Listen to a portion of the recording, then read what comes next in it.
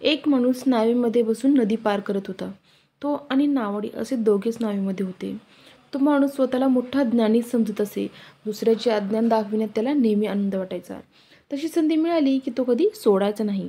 नावाड्याला त्याने विचारले, तुला व्याकरण वगैरे काही ठाऊक आहे का? भाष्यज्ञान आहे का? नावाडी म्हणाला, बोलता येतं, लिहायला वाचायला काही येत नाही. तो माणूस म्हणाला, अरे मग तुझं पाव आयुष्य फुकट गेलं. जो लिहू वाचू शकत नाही त्याला आयुष्यात काय ज्ञान मिळणार? नावाडी नुसता हसला. नाव थोडी पुढे गेल्यावर तो माणूस परत विचारले, भाषा राहू दे, गणित तर येतं का? नावाडी म्हणाला, गणिताचा अजिबात गंध नाही.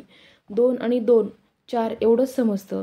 अरे ज्याला गणित येत नाही, आकडे मिळवता येत नाही, तो आयुष्यात काय मिळणार? त्याचे आयुष्य असून नसल्यासारखे आहे. तेव्हा तुझं निम्म आयुष्य फुकट गेलं असं समज. बरं असो, आकाशातले तारे, नक्षत्र या संबंधी तरी काही जाणतोस की नाही? नसशीलच जाणत. तेव्हा तुझे 3/4 आयुष्य वाया गेले असं धरून चाल. तेवढ्यात जोराची वावटळ आली. वादळ सुटलं. नाव हेलकावे खाऊ लागली.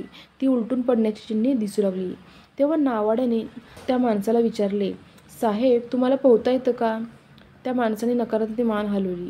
नावाडी म्हणाला, मग तुमचं सारं आयुष्य बेकार ठरलं.